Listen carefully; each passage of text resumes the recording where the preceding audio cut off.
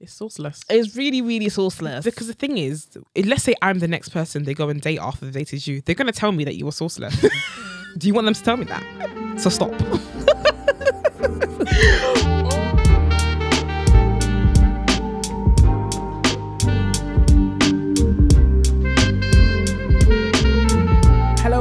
Hello. Hi guys, and welcome to episode 167 of the Tutus podcast. I'm Nana. And I'm Ro. And together we are Tutus.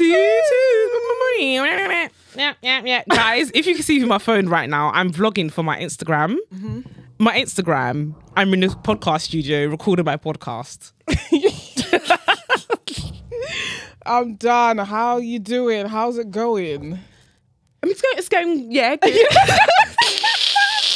What was that? Yeah. The week is going. It's just been a bit of a slow week. It's I'm not gonna lie. Really weird this week. We felt a bit sick earlier this week, and so we've been doing all that we can to just not get ill. One thing about that, actually on Steam. So do you know what's funny? I was thinking about the other day, I always tell people to steam and they don't.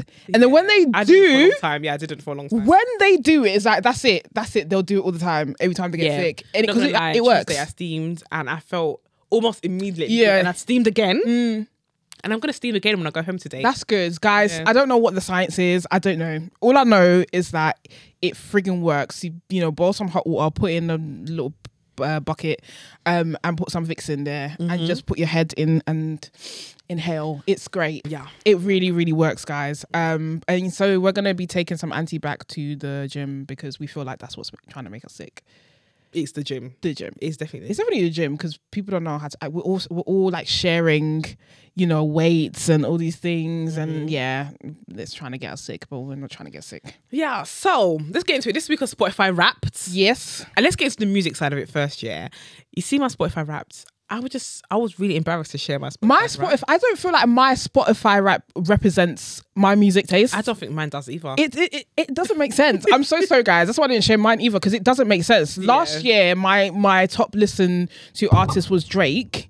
And it's like, I don't even listen to Drake that much. One thing about Drake, somebody posted this and said Drake there's an imposter in there. And I knew they were talking about Drake. Drake isn't everyone's top 5. I don't know. Not in mine. I definitely don't listen to Drake. I don't listen to him at all. Barely listen to rap. So he's definitely not in mine. But everyone's got Drake in there. I had in my last year. And I listened to R&B the most. So how is Drake number 1? Yeah. How? This year it was weird. And I'm just like, I don't listen to these songs all the time. Jasmine Sullivan didn't even make it in. I don't understand that. That's crazy. I just don't get. SZA didn't make it into mine either. Really? I've listened to a lot of SZA this year. Oh. I don't get it. Mine was like a Shake. Yeah, mine was a Shake as well. Whiskey, I've barely listened to Whiskey. No one. Whiskey didn't have nothing new. Not this year. I'm sorry, Whiskey. We love you. But not this year. And who else did I have in there? I feel like I had Summer Walker and someone else. Yeah, Summer Walker was in mine as well, and I don't listen to her that much either. Summer Walker's always in mine, but I do listen to Summer. I don't listen to Summer Walker that much, but Ashake was in there. I love Ashake and his, latest album. His latest album wasn't in it for me. It was his album before that. I was thinking, no, this don't make no sense. That is so weird. So I didn't share mine, but I saw loads of people sharing theirs, and I saw people saying that how it was a black girl intern that came up with that, which is amazing. Shout out to you, babe, because but I think she's not getting the props for it. She wasn't in. She first posted about this in 2020, but it wasn't in a good way. It was they stole my idea kind of way. Oh, that's not good. But I mean, if you intern there and you give them an idea, it's not the idea theirs afterwards. I don't know how that works. But they shouldn't they credit? I mean, just in good faith. Shouldn't they credit? But if you think about all the things that happen, all the features in every single app, people don't get credited for them. Yes, do you know what I mean? That makes sense, but it's such a huge thing. I'm so sorry, but if I was the creator of Spotify Wrapped, I would want everyone to know about it. I'm so sorry. She should be sitting on panels and shit. Yeah, do you know what I mean? People should be interested in what she's doing now, all the creative stuff that she's got. She's in doing now. I just think consumerism is a bitch. Damn bitch. Still, capitalism is crazy. Listen, but then Spotify Wrapped for Tutu's podcast. It was really weird because last year we could replay it, but this year you can only play it once. Yeah, did you not see it? I took pictures. So you saw it and took pictures. Okay, good, because I didn't take pictures. I thought that I could run it back because last year you could run it back again. Oh, okay. I didn't try to run it back, but I just took pictures just in case, because at the end it gives you the things that you can actually post, but it doesn't give you everything. Yeah, I that's in your downloaded them and they wraps. went on my phone. So I don't that's why I was a bit disappointed. Oh, I've got it. I've got it. So Mm-hmm. it says 55% of your listeners were discovered you in 2023, which is Okay. more than half. Like, Oh. do you know how? Okay. That's quite good. 55% Yeah. of listeners discovered us this year, which is more than half, which is insane. We were streamed in 65 countries, and the UK was our top country. I think that's down from last year though. I think it was in more countries. Oh, really? Yeah. Interesting. Yeah. Is it 65 more countries or 65 countries in total? It just says you were streamed in 65 countries. That's still a lot of countries though. I mean, I don't know if I can name 65 countries. I haven't been to 65 Yeah, countries. so that's still amazing, yeah. Oh, you know, you have the most new listeners in the UK, the US, Ireland, Canada, and Australia. Australia really surprised me down under. I have spoken to like 2 of our listeners who live in Australia and through the DMs. Right.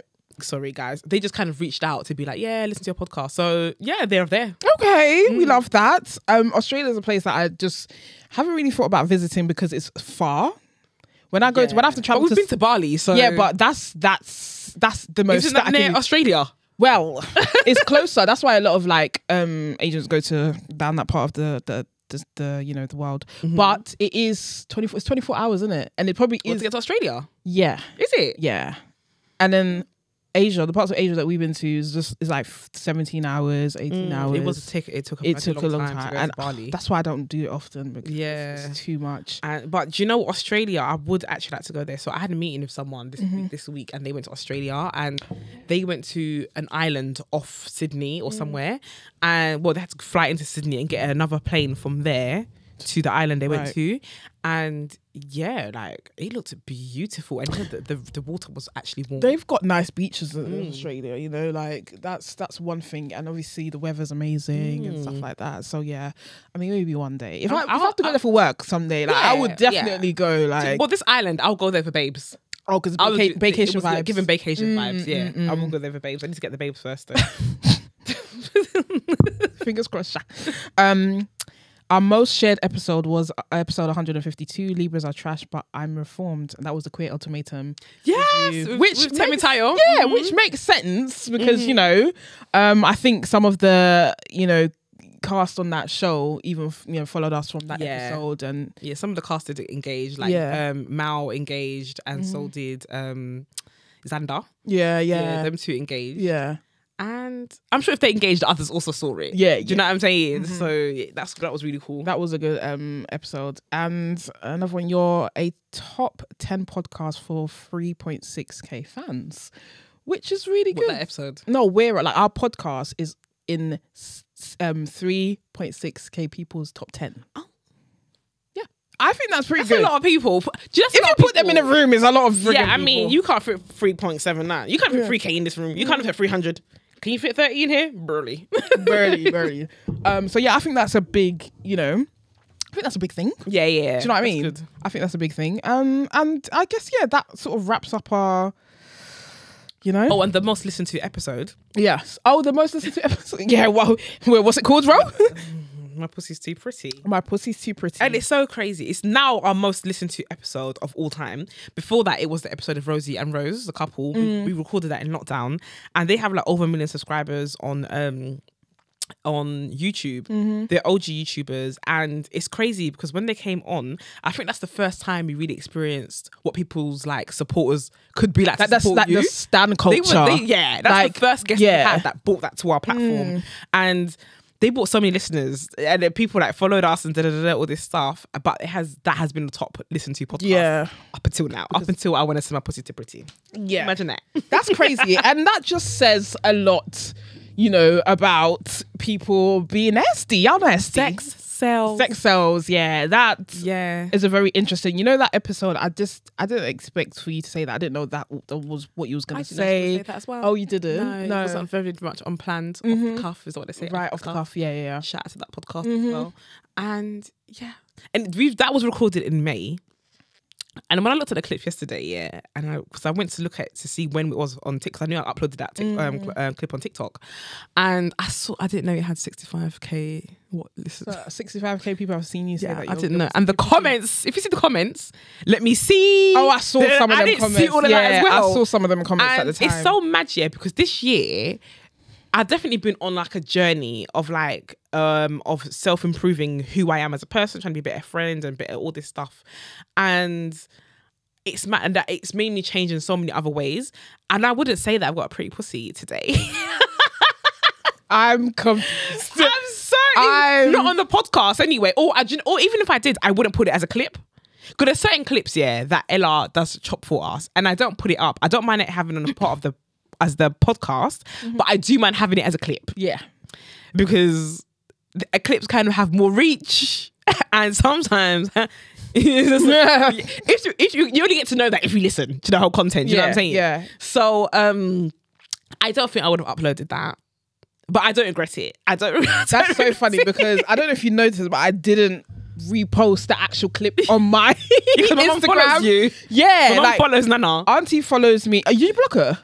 She just can't watch my stories. I did. Oh, you blocked her from watching your stories. Okay, cool. And so she's probably seen it because obviously if you click onto what tutus? Yeah, if you click onto it, you'll see I don't think she gets onto tutus. You know? Okay. No, I don't think so. I think she just watches our stories, and I don't think she knows you can click on the story. Right. Yeah. Okay, that's good because it's a very interesting clip. That clip. My auntie does follow tutus though. My mum's sister, she definitely follows tutus. They're just seeing things, like they're just. Do you know what I mean? It is what it is. People are seeing things, and I think for me personally, there's certain things that I would want to stay in the episode as well, and not as a clip. Yeah. You know, you just got to listen to the whole episode. Yeah. Only the real ones get to know. Yeah. Only the real ones. Which, I saw someone comment on one of our videos about the nails gay. Oh my God, listen, everybody's coming with their paragraphs defending the whole short nails thing. We love all nails matter, all nail sizes matter. But some girls said that is this really the topic of conversation? And babe, it wasn't the topic of conversation. It was 1 minute of an hour episode. But which was actually one of the most important topics we've ever tackled. Exactly. And that's what we mean about clips. Like, it's just a small part, a tiny part of the whole episode. Right.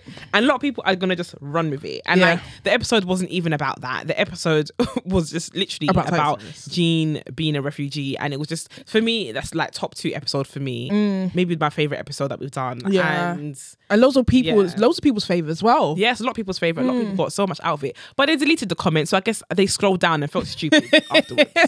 The Spotify rap, it's just, do you know, as we said in the caption, it's just a reminder of how far you come every single year. And also it kind of connects you to your audience in a weird way because you see the numbers. And also, you see the numbers, and also that people post their raps. Do you know what I mean? And I think like we're seeing people that don't usually engage with like our social media and the clips that we post and stuff, and we're seeing it in the raps basically, because that doesn't lie. You know what I mean? Like you can't kind of hide with that. Nice. So I think we're like over 600's number one, 600 people's number one, and obviously not 600 people have posted it, but like a lot of people have posted it, and even that small fraction of people that post it, it just opens your eyes to so much. And guys, I'm not gonna lie to you, I think I've said it before, me and I don't always consider stopping this podcast, but like moments like that, it's just like, nah, fuck it, let's just continue. Like, do you know what I'm saying? It's even like the comments. So obviously because of like people's rapped and they're posting it, then they post us, tag us, and then they're like, oh my God, really appreciate your podcast. I've been listening to this since I came out and stuff like that. And that's what is important, you know, like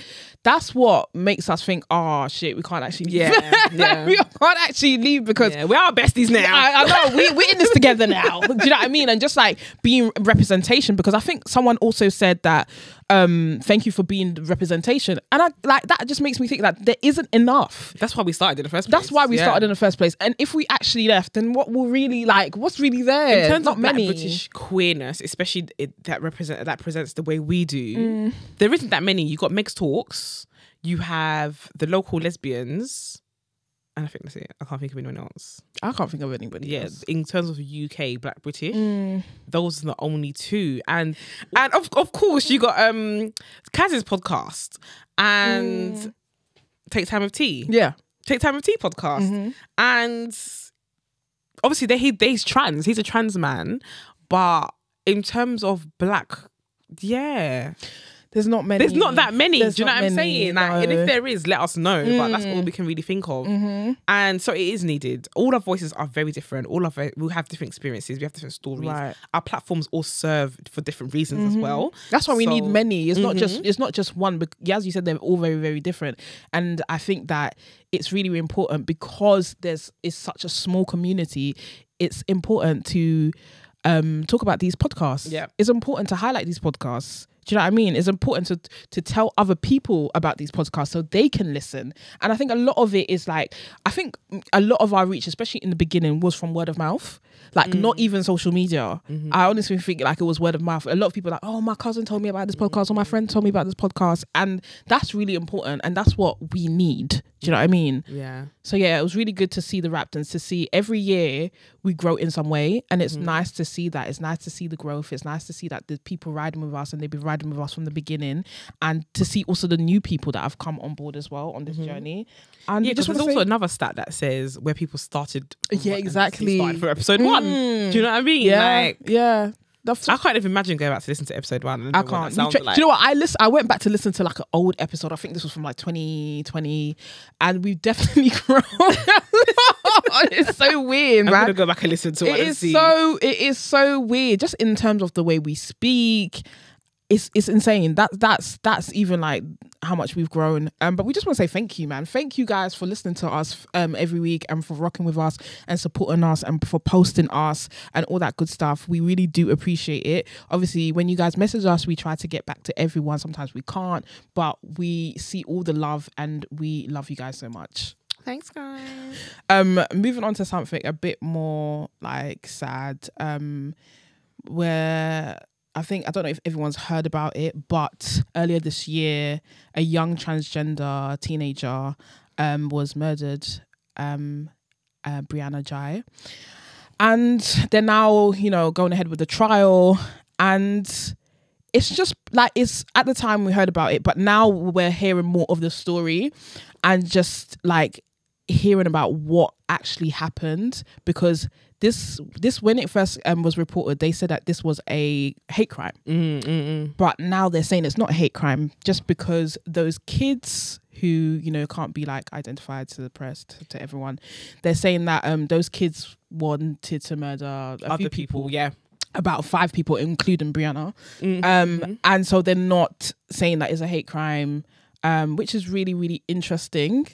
I understand that, but I also feel like part of the reason why these kids, specifically the girl, was interested in killing Brianna was because she was trans.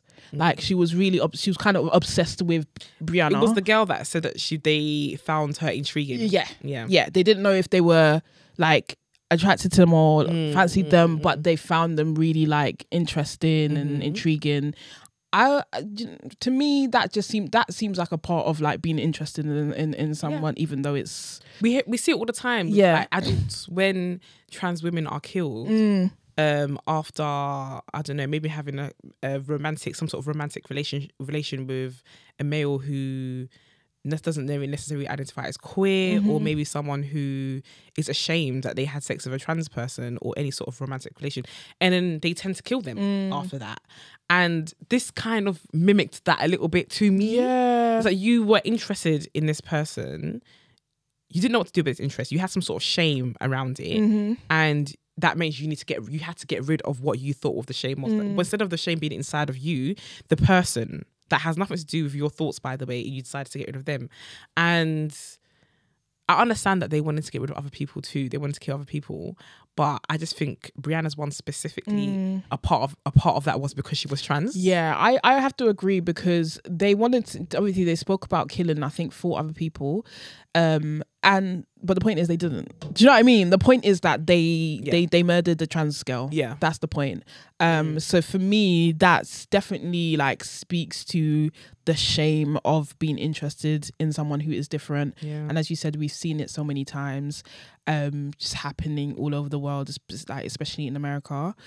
And to me, I mean, for kids to do this, like, you would think that kids are so much more open, but I think we've seen that they're not. Because even when I was on the bus the other day, just gonna say that these young boys, you know, there was about 5 of them. One was with his little sister on the bus, and they was like, "Oh, this is gay, man, and this is gay, and what do you do with they your little brother?" The R words. Yeah, they even said the R word, just like willy nilly. You're just throwing out the R word willy nilly at you're like 14, man. What is going on? These kids could be more than year 9. Even year 8, I would say. I think they might be. Yeah, they could not be more anyway more than year 9 at most. Yeah, but and they were just throwing around this language, this incel language, and they were calling women like bitches and like, I just couldn't these are believe kids. I was so close to saying something. I hate when I see. You know, and these are somebody else's children, so you can't say nothing. But like. But it just for me was a snapshot of like what society is going to be like when they're adults. Because you see it so much, like, and even like, I'm just going on a tangent here, but even like what's been going on Twitter recently with this guy who's he's a well-known MC, and the way he's been talking about certain people in black women in the entertainment industry has just been really disgusting. But not only that, his replies is full of men laughing. Some women, very small amount of women, but a lot of men just laughing. And I'm just like, who raised you people, bruv? And this is the same like, how are you raising these kids? And going back to this murder, you know, these kids, like, no one checking their phones. No one's checking their phones to see what they're talking about. Yeah, I know. I think that there's kind of a thin line. Yeah, when you give children their privacy. Everyone is entitled to privacy. Do you know what I'm saying? Especially when they're that young age and they're going through puberty and things like that. But I just feel like there needs to be something in place. You need to create a relationship with your child that's enables you to ask them questions and they tell you the truth. It doesn't mean you invading their privacy. It doesn't mean you'll have to look in their phone and see wagwan, but you need to be able to talk to your child. Your child should be able to come home and tell you the embarrassing things, or your child should be able to like open up and like if they are intrigued about trans people, ask you about those trans people instead of getting on the phone and saying, I find it intriguing, let me kill you. But that's what I find also interesting about this story, is that this girl was intrigued by this trans girl, but probably what she's hearing from parents or other people, other adults in their life, is that this is weird, this is wrong, this is unnatural, and that obviously confuses her. That's like, she's like, oh, like, I find this person interesting, but obviously I know it. I've heard that it's wrong, so it must be, and then so I'm wrong. Do you know what? It's mad. I was on the phone to one of my boys today, and he was talking about how progressive society is today to him, and about how you're lesbian, like, there's probably bare other lesbian parents, and I was like, hold on 1 second, I live this life, you don't. You're not. You are a cis het male. I am a black masculine presenting woman. You, when we walk through life, we don't have the same experience. No, you don't. Whatever you might see, and you might interpret it as one thing, doesn't compare to because I'm actually living it. So I was like, I'm living this life with this person, and all this like saying, oh, progressive, there is, but baby, it's minimal. You get a full view of your experience. He doesn't. He gets a snapshot. And he's saying, like, oh, this is progressive to you, babe. That's progressive to you. He doesn't walk in your shoes. You don't walk down the street and you don't like maybe experience some of the energy from people because they're homophobic. You don't walk down the street and experience that men feel like they have some ownership over you. You just don't experience in the things that I experience. You know what I mean? So I appreciate you saying that, things are a bit more progressive and stuff like that. But this little girl part died, so it's not progressive enough. Do you know what I'm saying? And if I asked him if he knew who she was, he probably wouldn't know. Yeah, and that's part of it. That's but that's part of the privilege. You don't know what's going on, and for this girl to die in such a horrific way for no reason, her life's just been taken just like that. Like her parents having to mourn her is really sad. Yeah, it's really sad. And furthermore, these kids that did this heinous crime, their lives are over. Imagine they're blaming each other. Yeah, they're not. Do you know what I'm saying? They're not holding themselves accountable. And the thing, when I read a thread on Twitter of a trans person who was in the court. No, they're not a trans person. I don't think they're a trans person. I don't know. They have a trans flag in there, but maybe they're non-binary. I'm not sure how they identify. I think they're they, she, but they or they them. But they are in the court. and they are basically doing a court report like every 2 weeks, but they can't say too much because they're kids. But what they have said, is more than enough. Like, I just feel like it's so gruesome. Like the text messages, what was going through their minds. This was premeditated. Do you know what I mean? Like, they were talking about how they were going to, act out this murder, the ways in which they could act on this murder. And also, they tried to kill her before that. Yeah, they gave her pills. And her mum recalls her being sick, and to the point that she wasn't in school. And to the fact that they did this in broad daylight, they did this. People were around, like people saw them running away from the body. Yeah. And it's just really sad. They're caught on so many CCTVs, and nobody should be murdering anybody. But it just goes to show like the immaturity that they had. Do you know what I'm saying? To do this in such a ridiculous way, and a life that's so precious has been taken away for silly reasons. And it's just, I couldn't believe what I was reading. Yeah. I could not believe what I was reading. I just, kids wanting to inflict, harm on somebody else. I just don't get it. It's like, where did you learn this shit from? Like, where did you get this from? Listen, that's crazy. The court, I think their lawyers are saying that one of them has autistic traits and ADHD, and the other one is autistic. And that's not an excuse. No, it's not an excuse. It's not an excuse. What I mean? Like, yeah, we can appreciate, everybody's different and may have some, learning difficulties, neurodiversity, and we can appreciate that and highlight that. But that's not an excuse for, trigger warning. I'm so sorry, but I have to say, stabbing someone 28 times. It just isn't. Yeah, there's never gonna be an excuse for that. And it's really sad that a life has been taken because she just seemed like she had a bright future in front of her. I was watching her videos and I know her mum, I think her mum was saying that she had a lot of anxiety and stuff like that because obviously she's a 16-year-old teenager. You're a 16-year-old girl first of all, but then you're a 16-year-old trans girl. There's a lot that comes with it. Think of how uncomfortable 15 or 16 15, I can't remember, one of those, and she think of how you were when you was like 15, 16. You're so uncomfortable, you're going through all these things, puberty, all of this stuff, and obviously on top of that she's a trans girl, she's going through an added layer of anxiety and all these things, and but she still seemed like happy, she still seemed like joyful and stuff, and it's just really sad. I think that's one thing I noticed in that thread as well, is they said that they're not using it as a hate crime, but they felt it was necessary to point out that they're trans. Like, when they spoke about them, they said, from male to female. If this is not hate crime, then why are you talking about the fact that they're trans? Just use their pronouns. Yeah, so they've been using their dead name, which I think they use their dead name. Yeah, I think it's very unnecessary. It's so unnecessary, and I don't know if that's like a legal thing. I'm not a lawyer. Like, I don't know.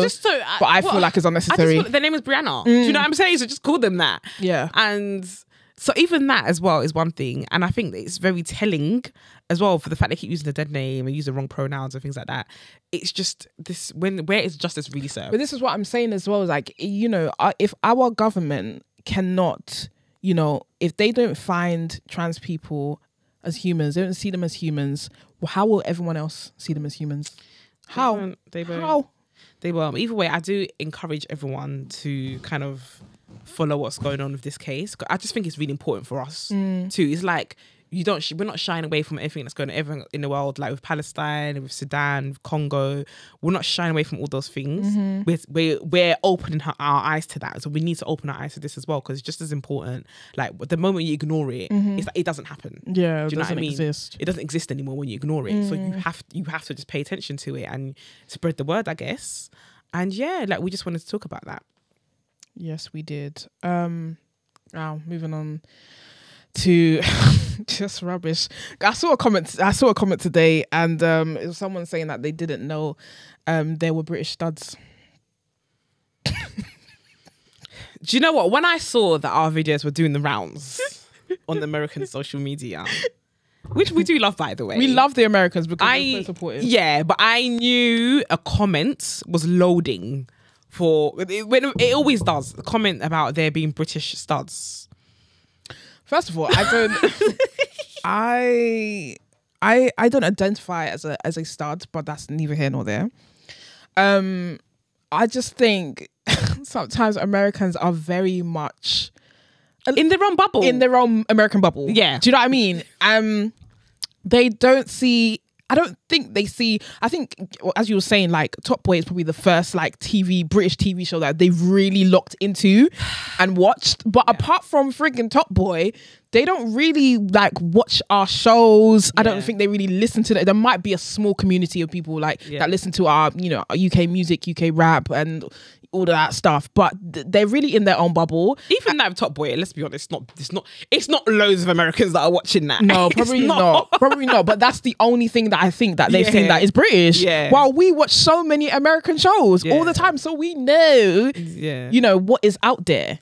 But for them to say I didn't know British, you know, there were British studs, that's crazy. There are studs everywhere. I just feel like even if it wasn't for the media, let's just say we didn't even have TV and stuff like that, to think that a woman can identify in that way only in your country, in America, is weird. Like, why cannot people identify like that everywhere? Like, what makes it? What about a stud is American? Maybe, what about the representation? The presentation of a masculine presenting woman is American. Like how I'm dressed right now, how is that American? Do you know what I think? I don't know if it's the word, because I know the word is theirs. Like 100%, 100% the word is you guys' word, you know. And we've sort of like adopted it, even though I don't identify, and neither do you as a stud. We don't identify as studs. Yeah, we don't identify as studs. But I think it might be the word, because it's just like, you know, they really claim that word, and they really claim to own it, and that's absolutely fine. And I agree, is their word. But guys, it's about the presentation. It's not the word. it's about the presentation. It's about how you present.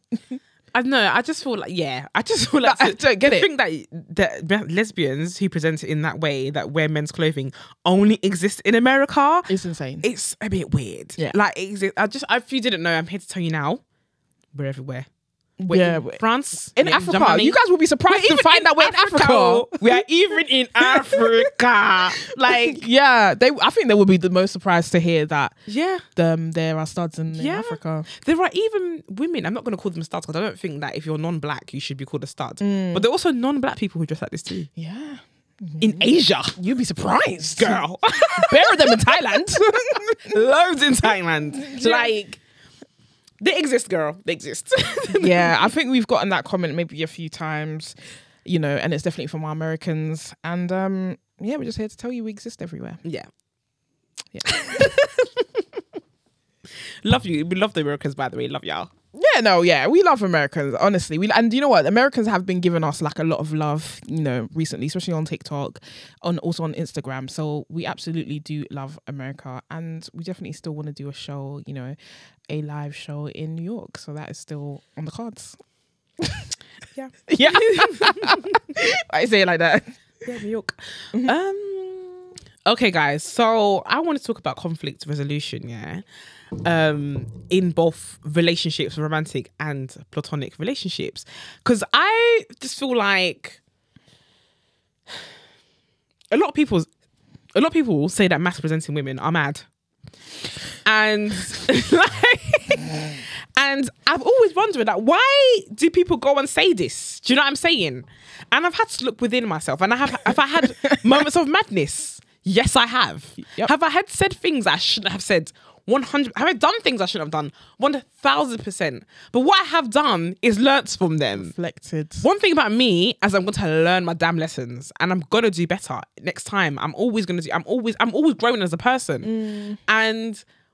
But one thing I've noticed, is the chronic, the chronic this is an illness problem there is with having weak emotional maturity to sort out conflict. And the how I've noticed that so much is there's some people that have in my life that have addressed me in certain ways, and I can't help but think this is how you address your lovers. And when you come back and tell me, oh, this happened, now I don't believe you, because you addressed me a certain way, and I just cannot imagine how you address your love. Because let's be honest, we do address our lovers differently to our platonic relationships, and sometimes it is a little bit more harsh than with your platonic relationships for some reason. Sometimes you speak with less love with your lovers than you do your friends. And this was when this certain person said something to me, And I just thought it didn't even become about what the subject was anymore. It became about how they addressed the situation. And this was about 2 or 3 weeks ago. I refuse to speak to these friends unless they come to me and apologize, because we're not gonna do that. And when I'm gonna give you an example. For example, let's just say you and your babes are having an argument and you say, well, if you don't do this or if you don't believe me, then I'm out. I think that's so immature to do something like that. Yeah. I think that's so childish and very manipulative. This is what things are. So manipulative. I don't think people see how manipulative they are. I don't think in the little things that they think is okay to say, like, oh, if you don't do this, you know, it's on the same vibe as, oh, if you leave me, I'm going to. It's the same vibe. And I'm not gonna lie, a lot of masc women do that. A lot of masc insane. And I understand why people don't want to date girls. There's been so many instances, where a woman or a femme has told me that their ex-babes wanted trigger warning, wanted to say that they're going to unalive themselves if they leave them. Yep. And that is it's just so manipulative. It is. Like, it's evil to say that. It's so crazy. If you're a stud or anyone and you've said that before, said that, you are disgusting. Yeah, you're very disgusting. You are disgusting. You are very, very, because you're holding this person hostage. You're holding this person hostage because they don't want to be with you, and you're saying that you're going to unalive yourself. Do you know how disgusting that is? If the person leaves you, you're going to unalive yourself. Are you dumb? And I just feel like a lot of people are on that level of manipulation. Yeah. And it just makes me sick. And I just wanted to talk about that today. Yeah. I mean, like, I just think also, like, you know, we've spoken a lot about like growing, and this year especially, like learning from our mistakes and trying to do better, doing the work, which is really, really important. And I think that a lot of people are not doing the work, which is just really, and we're going to talk about our community because that's a community that we're in, and you know, that's who we experience in our lives, and people are not really doing the work, and you can see it through conflict, like, you know, just the way that people can be manipulative, or the ways in which they want to punish you, or not be like forthcoming and open, or not want to address things. Like, I'm so baffled at this type of behavior. Yeah. Like, and I honestly don't rate it. And in order, because I feel like I've done some work, I can't have that with somebody who hasn't done. No, I can't. A lot of people don't do the work, you know. No. And I just feel like there's so much. People are just delusional. But people also want you to baby them. I'm not your mother. Yeah. Like, you know, in that situation, you know, like where they were like, oh, you know, if you don't believe me, then I'm done. Well, they wanted you to be like, oh no, like, no. That's not what I said, fuck you. What they want you to do, they want you to do is coddle them. And babe, I'm not your mom. I'm no one's mother. Do you know what I mean? I'm not gonna do that. You're only your child's mother. I'm just my child's mother. Yes. And that is it. And so, and I use that line on people. I do say, sorry, you're not my child. I have one. It's not you. And like, even like when people come to me with certain issues and things like that, and I'm just, we're grown. Like, this, why are you dealing with this in your life? Why are you subjecting yourself to this? And love is not an excuse to subject yourself to bullshit. I think so. I think you're right. I think that people don't have enough boundaries. You know, that's their fucking problem. Like, people will say, oh, this person did this to me, did this to me, and this person did this to me. This person did this to me. And I just feel like, why are you not protecting yourselves enough? Why are you not putting boundaries in place enough? Do you know what I mean? Because people only treat you how you allow them to treat you. And I'm not victim blaming. Like, I don't want people to say that, oh, no, you're victim blaming, because that is not what I'm doing. Like, I will never do that. I understand that people are wicked and you can't control other people's actions, but there are red flags that people will be showing you, but you might turn a blind eye, or you might want to give them a chance, but you really have to study people, you know? You do. And having said that as well, you also have to look within yourself. Like, sometimes people react to certain ways to people because of how other people have treated them. So like, if, let's say that now I am now mistreating somebody, because I feel like they treat me like the shit on their shoes, for example. that person now shouldn't come and act like a victim. Be accountable for the fact that you treated me like the shot in your shoes. Yeah. There's also that too. And that's something that people don't do. There's not people are not holding themselves accountable enough. People are not accountable. Or if people point out the fact that they're hurt by something, people are quick to be on the defense. Yeah. Yeah. Like, I don't like that. That's one thing I don't like. Because I can say I'm sorry. Like, I can actually say, oh, okay, I can see where you're coming from. Maybe I don't see it exactly the same way that you do, but I can see that and I'm sorry. Do you know what I mean? I'm sorry, especially if what I've said or done has made you feel a specific type of way. I am sorry. That wasn't my intention. I don't have two heads. I don't understand why people can't do the same. Like, you can't take accountability. Everything is somebody else's fault. Nothing, you've done nothing wrong. Some people act like they are 100% in the right. So I was talking to someone the other day, and I was voicing my concerns to the person, and they voiced their concerns back without acknowledging the fact that I had voiced some concerns, and they were on an immediate defense. And I was like, hold on here. I'm talking with you. I'm not talking at you. So I'm happy to accept and listen to all the things you're telling me that I could do better and stuff like that. I'm open to that. But you need to be open to what I'm saying as well. And then, so I said, okay, cool. You're saying I did X, Y, and Z. I was like, how can I make this better? What can I do to turn this around? And then they were like, oh, okay, this is a conversation. It's not an argument. But this is what people think. They think that when you highlight something that you're not happy with in them, it's an attack. It's an attack on their character. It's an attack on who they are. Like, and immediately they go to the a defensive position. And it's not that. Like, we are working together, not against each other. Together.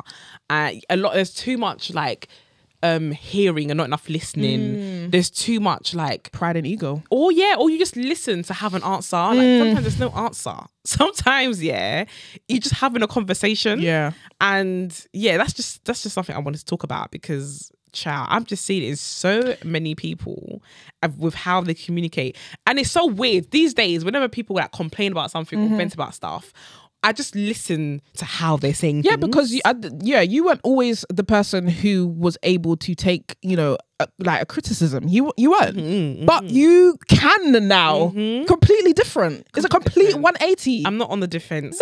No. Like I can definitely take accountability. I can definitely listen as well. I could 100%. I'm not perfect. No one That's is definitely perfect. something I know about myself, is that I'm not perfect, and I would say that at one point I didn't think I was above criticism, but I would say that I thought that I didn't like to hear it, but I also thought that I was very self-aware. So I felt whatever people are telling me, I already know this about myself. Do you know? But actually, no, that's not true, because what people are telling me is their experience of me, and I'm not them. Do you know what I'm saying? And these are people that I supposedly love. So if this is their experience of me, it's like saying to my boy, I'm the one who's walking in my shoes. You don't know. That's the same thing of people's experiences of you. Yeah, you're not walking in their shoes. They experience you. So I 100%, and I'm open to listening. And if I think it's bullshit, then I'm gonna think it's bullshit. But at the same time, if you're someone I can feel like, okay, this makes sense. Yeah. Maybe I can be a bit more softer this time. Yeah. Maybe I can listen a bit more. Maybe I can do this. Do you know what I'm saying? I'm open. Do you know what I'm saying? Yeah. And I think this year, the reason why I've grown so much is because of how open I've been. Yeah. How open I've been to listening to my shortcomings, or how, I've just been open to listening to my shortcomings, and I've been dedicated to eradicating them. Yeah. Yeah. Like, if you, like, it's one thing, like, if you want to make those changes, that's completely up to you. And if you don't, well, it's up to you too. And people can decide whether they want to be around you or not. That's just what it is. Do you know what I mean? And I think that we're just old. I feel so old that when stuff like this happens and people are really terrible with the conflict resolution, I'm just like, we're too old for this shit. Like, we are too old for this shit. And then also, like, if that's how you man are acting in relationships, oh hell no. Run, girls, run. Yeah, like there was a thing on Twitter of this American stud with all her like mugshots. Oh yeah, she was growing her locks in her mugshots. Yeah, like growing her locks in her mugshots, and she was just in a series of domestic violence relationships where she was the aggressor in relationships for the most part, from what I could see, and she was talking about how they're both women, so like, you know, square up then kind of vibe. It's not that, no. Yeah, she started talking about how, well, you done this to me, so like you can't be blamed for my reaction and and all this stuff. And when I actually saw the receipts, like a lot of these women are scared of her. They were scared of her, but I just saw so many mass-presenting women I know in a real life in her. And I just thought, that don't sit right with me, boy. It doesn't sit right with me. Like, it's just toxic. A lot of people, and I'm talking to mass people because I'm a mass person myself. That's why I'm talking to you guys. But it's just not nice. Like, be open to listening. Talk to people with love. I get that you've got this toxic masculinity. I get like life isn't fair to you sometimes. You might have this chip on your shoulder, but at the end of the day, that person you're talking to like shit is not the person who's putting a chip on your shoulder. Right. They're the person who loves you. Right. So act accordingly. Yeah, I think like if you just people need to move with more love. I mean, just in generally, and you know, just in general in this life, that people need to move with love. But yeah, mass people is definitely the toxic masculinity that we've seen growing up and that we aspire to be, you know, and it's not helpful. It doesn't help yourself. It doesn't help the people that you supposedly love. It doesn't help anyone. Do you know what I mean? And I just think, yeah, it's a bit ridiculous. I want us to all do better. Do you know what I mean? And I feel like we think we're supposed to be these hard, you know, like we're masc and all this stuff. And I was talking to a friend. She came over like to my house when we was all together after To the Left. And I was like, we was talking about like, you know, how we are able to be feminine and masculine at the same time, that duality. I was like to her, you seemed like you wasn't very open to it. And she was like, no, I was like, I appreciate you guys, that you guys can be like masculine and feminine. And I really love that about you guys. And I was like, oh, it didn't seem like that. And I think it's important that we're able to be soft and we're able to be hard. We're able to be all the things when necessary. Do you know what I mean? You can't be just hard all the time. It doesn't work for all situations. Do you know what I mean? we can't do that. Like, we can't do that. This toxic masculinity that we aspire to be, I think there's so much beauty in the duality. I feel like there's so much beauty in being able to be soft and to be vulnerable and to let people in and to let people love you. Like, that's really important. That is what fucking life is about. Human experiences, our connections with each other. That's what's important. Not all this rah-rah. What's all this rah-rah? Nah, man. The rah-rah can go in the bin. The rah-rah can go in the bin. Like, and if you feel like you need to be like this for a woman or for women to like you or to be attracted to you, I'm telling you, it's not it. It's sourceless. It's really, really sourceless. Because the thing is, let's say I'm the next person they go and date after they dated you. They're going to tell me that you were sourceless. Do you want them to tell me that? So stop. Oh, that's another thing. Like, we all date the same people for the most part. Do you know what I'm saying? In this scene, do you know what I'm saying? We all date the same people. So, and then, the person you dated that you treat like a dickhead might date me next time, and I'm gonna know all about it. We're gonna hear about it, child. Do you have shame? Yeah, we're gonna hear about it. This is the thing. Like, people talk. We hear about a lot of things, you know. We hear about a lot of things. Yeah. And so we just want. You know, the community to do better. Yeah, we've got to do better. Do better, guys. Yeah. Let's do better. Yeah. And on that note, we don't want the studio to kick us out. Are we done? Yeah. Last time. Are we done? Yeah. Yeah. That note, thanks for listening, guys. Make sure you use the hashtag Tutus Podcast on Twitter. Make sure. The thing about Twitter, guys, we're kind of tired of Twitter. Yeah, we're tired. Keep using the hashtag Tutus Podcast on Twitter, yeah? Make sure you follow us on Instagram and also on TikTok. Please engage with our content, like comment, all that good stuff. And I'm loving the comments on Spotify. Like, I wish that I could... I'm not going to read them out because I don't know if you guys want me to read your names out. But if you do, let me know in the comments. But yeah, keep commenting on the episodes. I think that's really, really cool. Rate and review us on Apple Podcasts, on Spotify, all that good stuff. Until next week.